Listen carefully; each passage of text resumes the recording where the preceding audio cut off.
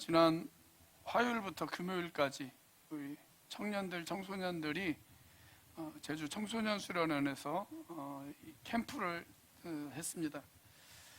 캠프 첫날 저녁 집회 시간에 강사 목사님이 이렇게 질문을 던지시더라고요. 여러분, 목사가 교회에서 뭐 하는 사람입니까? 그렇게 묻더라고요. 그런데 그때 우리 예인이가 명답을 외쳤습니다. 목사는 교회에서 약을 파는 사람입니다. 그렇죠. 목사는 교회에서 약을 파는 사람입니다. 두 가지 약을 팝니다. 하나는 구약이고 하나는 신약입니다. 우리가 지난번에 빌립보서 신약을 제가 팔았으니까 오늘부터는 구약을 팔도록 하겠습니다. 오늘부터 요나서를 우리가 같이 한번 강의를 할 예정입니다.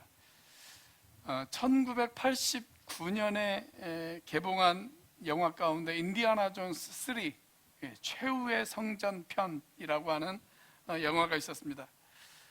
이 영화를 보면 주인공 인디아나 존스 박사가 예수님이 최후의 만찬에서 사용했던 그 포도주잔, 그 포도주잔을 찾기 위해서 길을 떠납니다. 그러다가 천길 낭떠러지를 만나요. 건너편으로 건너가야 하는데 다리가 없습니다. 망설이다가 이 낭떠러지는 믿음으로만 건널 수 있다 라고 하는 사실을 깨닫습니다. 그래서 존슨 박사가 허공을 향해서 자신의 몸을 던집니다. 그러자 보이지 않던 다리가 나타났습니다. 잠깐 그 장면을 영화로 한번 보고 가도록 하겠습니다.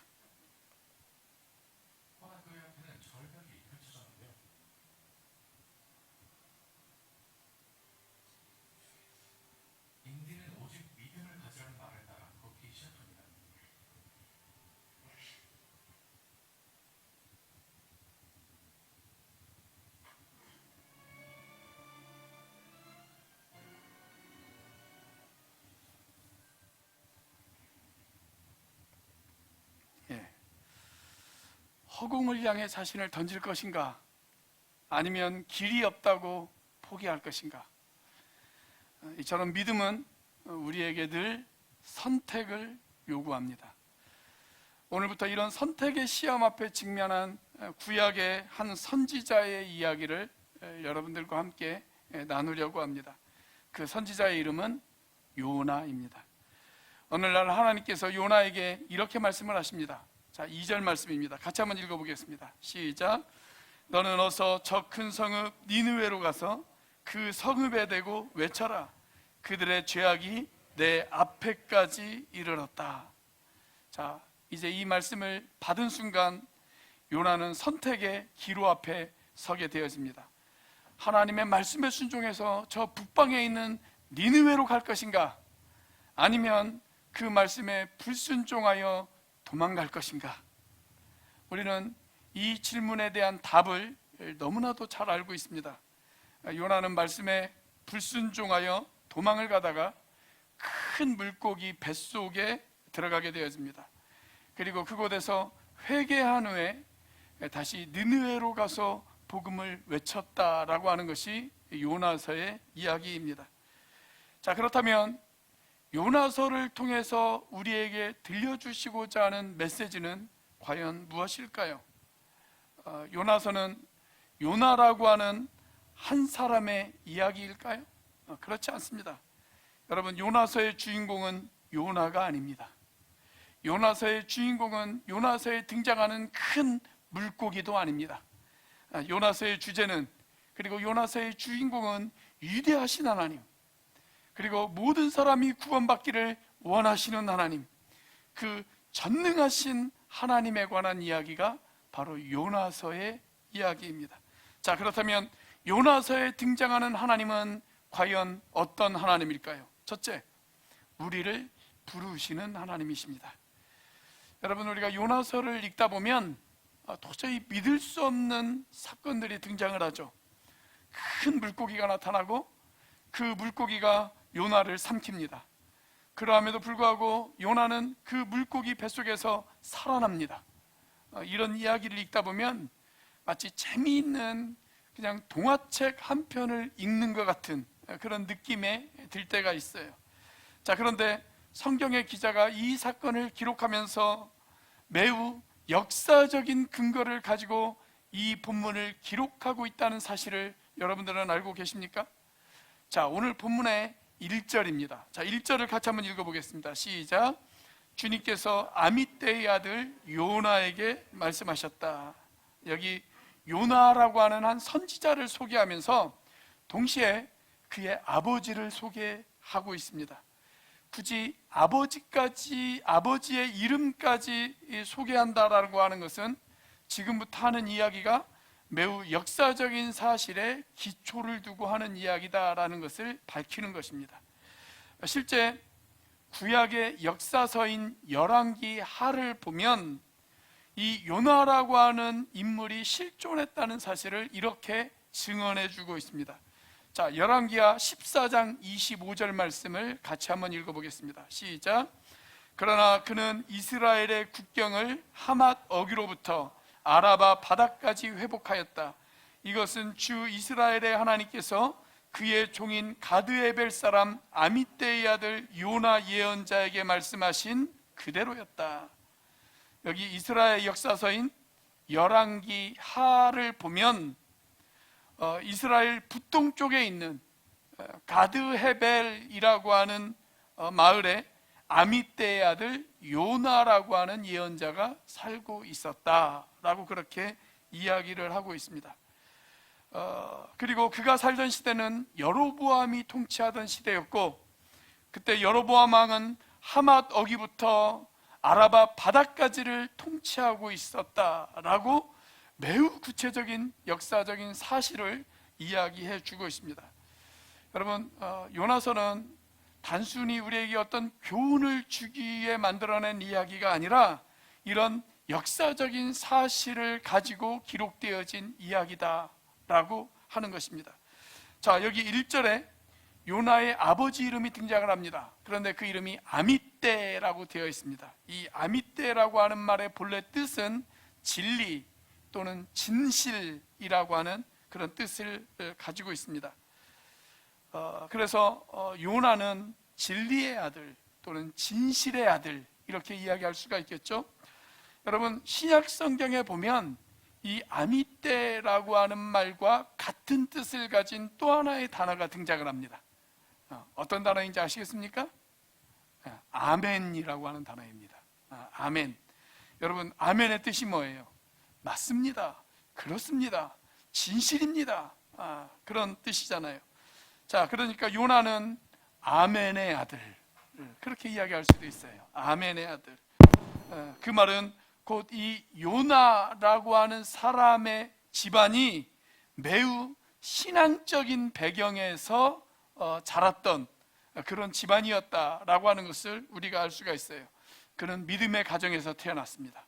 그리고 어릴 때부터 믿음의 교훈을 받았던 그런 사람이었습니다. 우리가 그것을 그의 이름을 통해서도 알 수가 있습니다.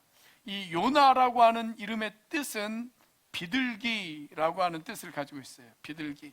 그런데 여러분, 성경에서 이 비둘기는 종종 거룩한 메시지를 전하는 그러한 새로 알려져 있습니다. 여러분, 자식의 이름에는 부모의 간절한 기대와 소망이 들어가 있죠. 그러니까 그의 아버지는 요나가 태어났을 때 이 요나가 하나님의 거룩한 메시지를 전하는 그런 사람으로 성장하기를 원했던 것입니다. 안타까운 것은 현대를 살아가는 우리는 이름을 잃어버린 그런 시대에 살아가고 있습니다. 이름은 있지만 내 이름이 무슨 의미가 있는지 별로 중요하게 생각하지 않는 그런 시대에 우리가 살아가고 있습니다. 부모님이 나에게 이 이름을 지어주었을 때 나에게 어떤 기대와 소망을 가지고 이 이름을 지어줬는지 거기에 대해 별로 깊이 생각도 안 하고, 그리고 거기에 대해서 그렇게 크게 의미를 두지 않는 그런 시대에 우리가 살아가고 있어요. 요즘은 몇 년을 같은 회사에서 그렇게 일을 했어도 휴대폰에 그 사람의 별명과 그 사람의 직책은 기록이 되어져 있는데 그 사람의 이름은 잘 모르는 그런 회사들도 있더라고요. 그런 사람들도 있어요. 여러분, 그런데 하나님께서는 요나의 이름을 기억하셨습니다. 그리고 그 이름의 뜻 그대로 그가 하나님의 거룩한 메시지를 전하는 사람이 되어질 수 있도록 그를 부르셨다는 사실입니다. 여러분, 우리가 성경을 읽다 보면 아주 재미있는 사실 가운데 하나는 뭐냐면 예수님께서는 사람들의 이름을 아셨어요. 그리고 사람들의 이름을 부르셨습니다. 여러분, 여리고에서 만난 뽕나무에 올라간 삭개오, 예수님께서 그 이전에 삭개오를 단 한 번도 만나신 적이 없단 말이죠. 자, 그런데 그 삭개오를 향해서 예수님께서 이야기하시잖아요. 삭개오야, 내려오라, 그렇게 이야기하시잖아요. 아마 그 이야기를 듣고 삭개오는 매우 놀랐을 것입니다. 아니, 어떻게 저분이 내 이름을 알고 있지? 아마 그런 놀람과 흥분이 삭개오 가운데 있었을 거예요. 여러분, 또 베다니 마을에 살고 있었던 나사로, 그 나사로가 죽었습니다. 죽은 지 며칠이 지났습니다. 예수님께서 그의 무덤가에 찾아가셨습니다. 그리고 그의 무덤에서 뭐라고 이야기하십니까? 송장아 나오너라, 그렇게 이야기하지 않으셨어요. 만약에 예수님이 송장아 나오너라 그랬다면 아마 그때까지 죽었던 모든 시체들이 다 일어났을 것입니다. 그런데 예수님께서 단 한 사람의 이름을 부르시잖아요. 뭐라고 하세요? 나사로야 나오너라, 그렇게 이야기하십니다. 나사로야 나오너라. 십자가를 앞에 두고 예수님을 3번 부인했던 제자 베드로, 여러분, 부활하신 예수님께서 그 제자를 만나기 위해서 갈릴리 바다로 찾아가십니다. 그리고 자신을 3번 부인했던 그 제자의 이름을 3번 부르시잖아요.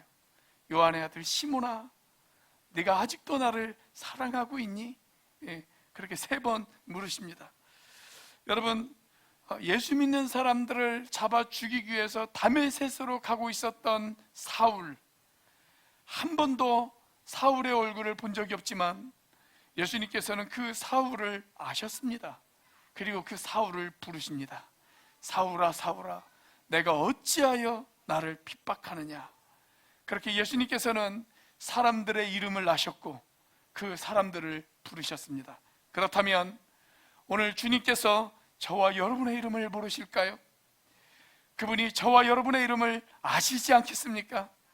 나의 이름을 아시고 나의 부모님을 아시고 내가 어떤 배경에서 살아왔는지를 아시고 지금 내 삶의 마당에서 내가 무엇 때문에 힘들어하는지, 내가 무엇 때문에 아파하는지, 무엇 때문에 눈물을 흘리고 있고 무엇 때문에 외로워하고 있는지를 아시는 주님, 그리고 그 모든 것을 아시면서도 나를 부르시는 주님, 나를 기꺼이 당신의 사역 가운데 나를 초청하시는 주님, 여러분, 그 하나님을 믿으시기를 바랍니다.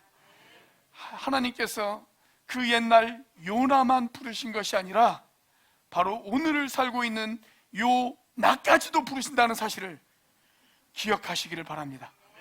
자, 요나서에 등장하는 하나님은 어떤 하나님일까요? 두 번째로 온누리를 사랑하시는 하나님이십니다. 하나님은 요나를 아셨을 뿐만이 아니라 니느웨라고 하는 한 도시의 현실도 정확하게 알고 계셨습니다. 자, 오늘 본문의 2절 말씀입니다. 같이 한번 읽어보겠습니다. 시작. 너는 어서 저 큰 성읍 니느웨로 가서 그 성읍에 대고 외쳐라. 그들의 죄악이 내 앞에까지 이르렀다. 상당히 오랫동안 신학자들과 역사학자들은 니느웨라고 하는 이 도시의 존재를 의심했던 적이 있었습니다. 그런데 그 모든 의심이 1846년으로 사라져버렸습니다. 자, 1846년 영국의 고고학자였던 헨리 레이어드 박사가 니느웨 발굴에 성공을 합니다. 그리고 그 결과 거대한 성벽과 그리고 수천 개의 비석이 발굴되어졌습니다. 오늘 우리가 그 뉴스에서 자주 들려오는 이라크의 모술이라고 하는 도시가 있어요. 이라크 수도인 바그다드에서 북쪽으로 한 400km 정도 가면 거기에 모술이라고 하는 도시가 있습니다.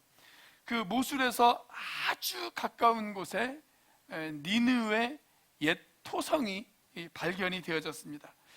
이 니느웨는 주전 705년부터 612년까지 고대 아시리아, 성경에서 이야기하는 아수르의 수도였습니다.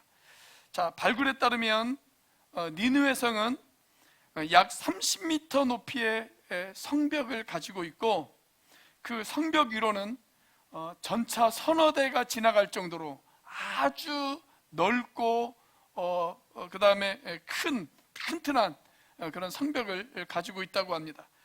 그리고 그 성벽에는 수십 개의 탑이 있고, 또 성벽 둘레에는 넓이가 42m, 깊이가 18m에 이르는 호수도 존재했다는 사실을 알아냈습니다. 이런 고고학의 발견으로 인해서 구약 성경 가운데 두 권의 책의 권위가 입증이 되어졌습니다. 하나는 요나서이고 하나는 나훔서라고 하는 책입니다. 어떤 분은 성경에 나훔이라고 하는 책이 있나 이런 표정을 가지고 바라보시는 분들도 계시는데, 아무튼 성경에 나훔이라고 하는 책이 있습니다. 그런 책이 있어요. 자, 나훔서 1장 1절을 한번 같이 읽어보겠습니다. 시작.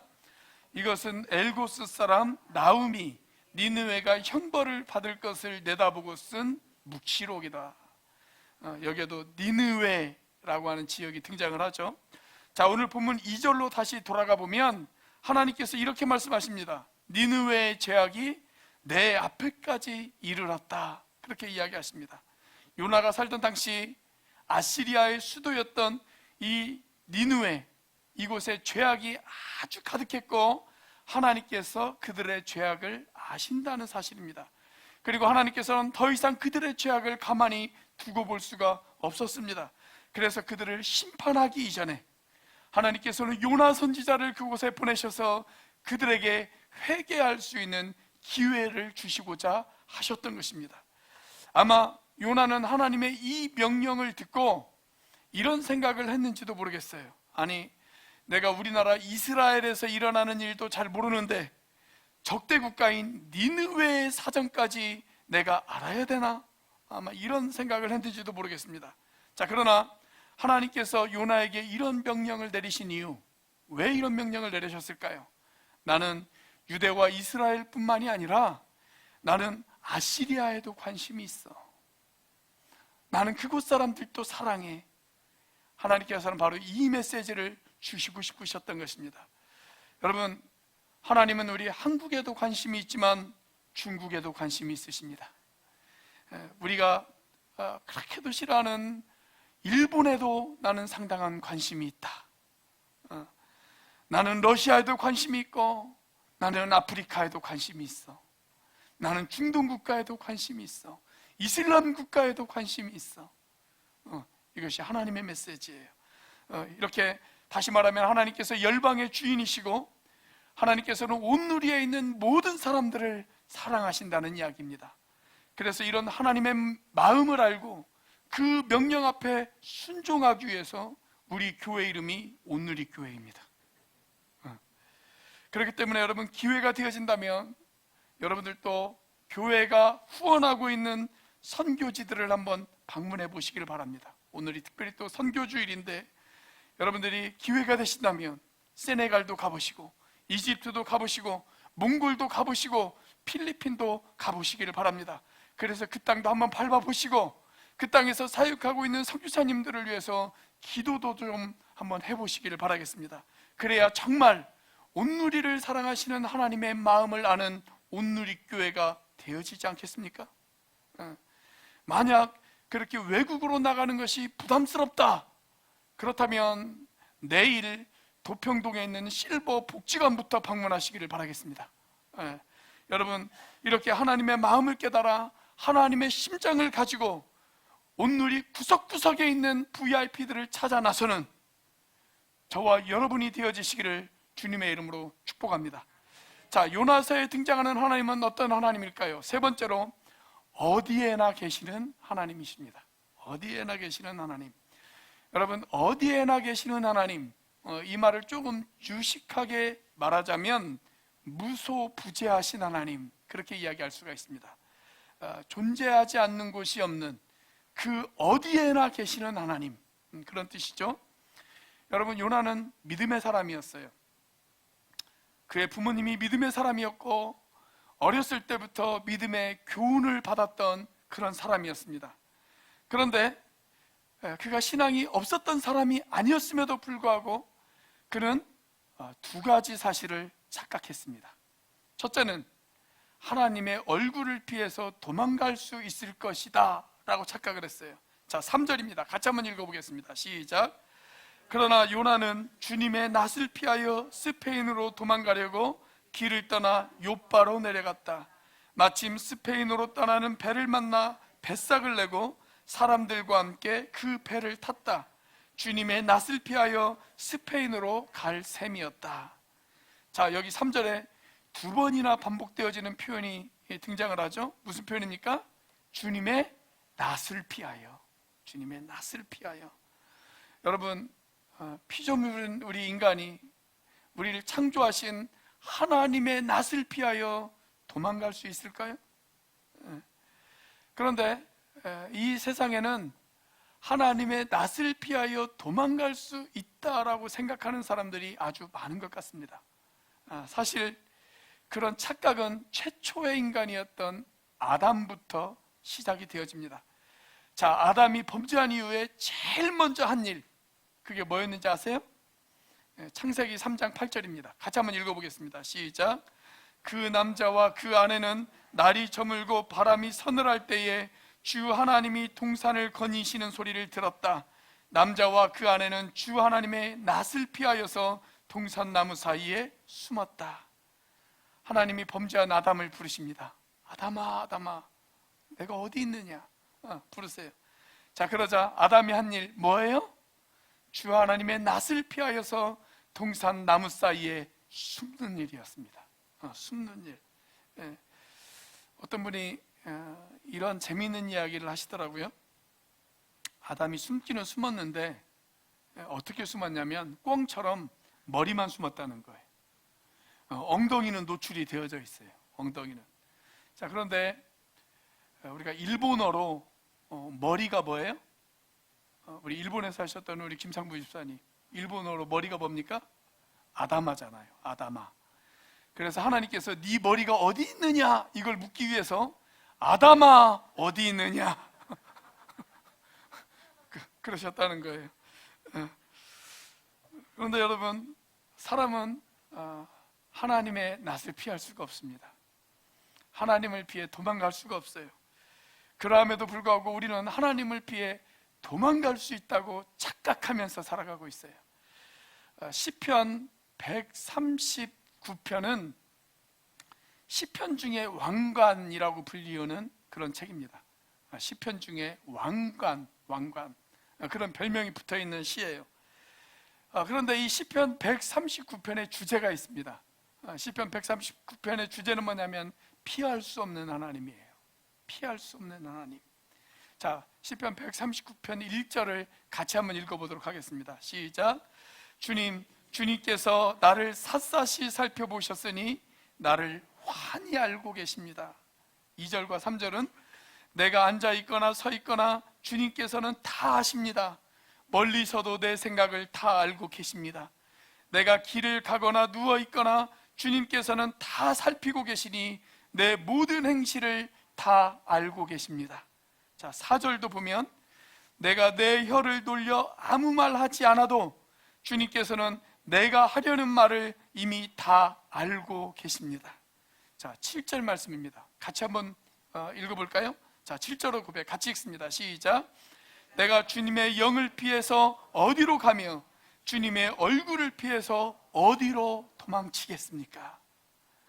내가 하나님의 낯을 피하여 도망칠 수 있다는 이야기예요? 없다는 이야기예요? 없다는 이야기죠. 피할 수 없는 하나님. 우리는 절대 하나님의 얼굴을 피할 수가 없습니다.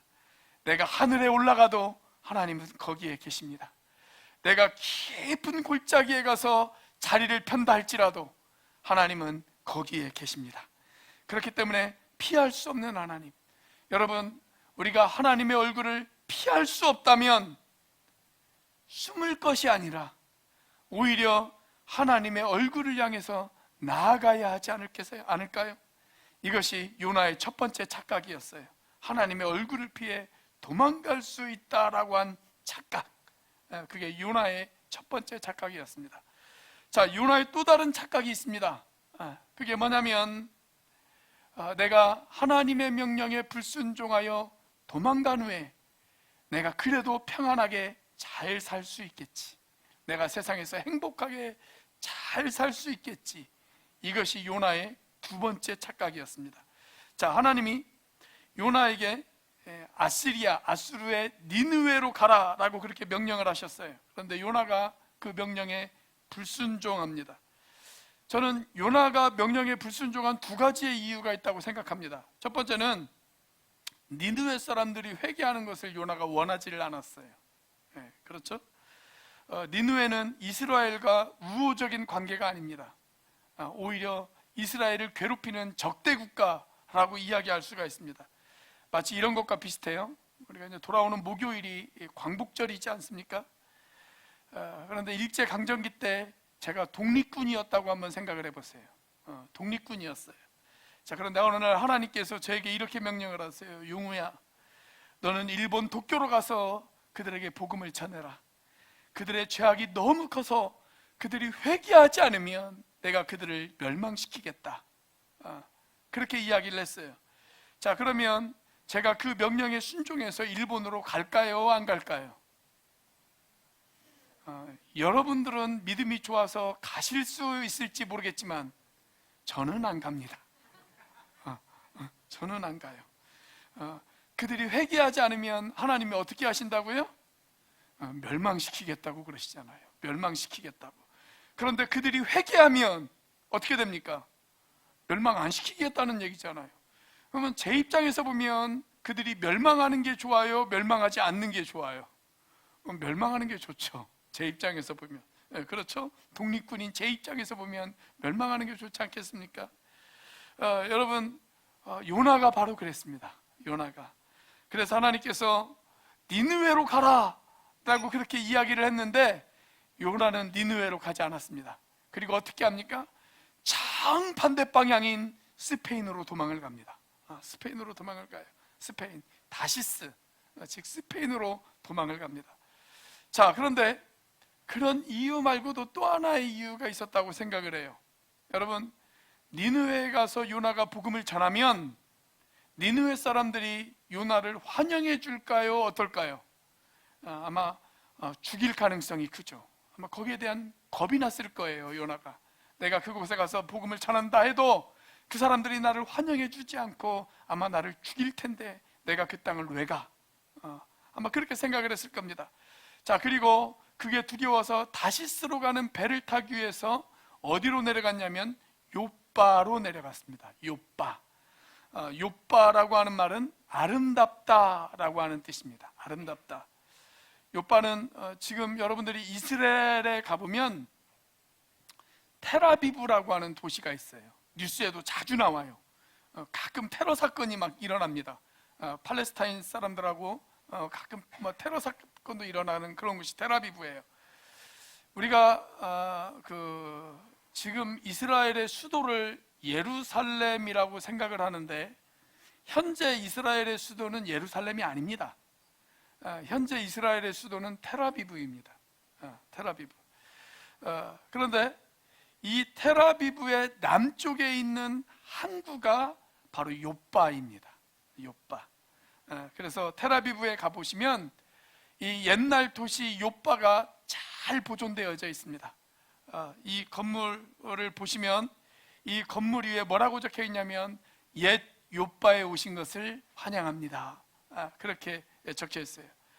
또 이 도시에 가보면 요나서에 등장하는 큰 물고기, 그 물고기를 상징하는 상징물들도 곳곳에 이렇게 있습니다. 자, 요나는 이 요빠로 내려가서 스페인으로 가는 배를 타려고 했어요. 그럼 스페인은 어떤 곳일까요? 스페인.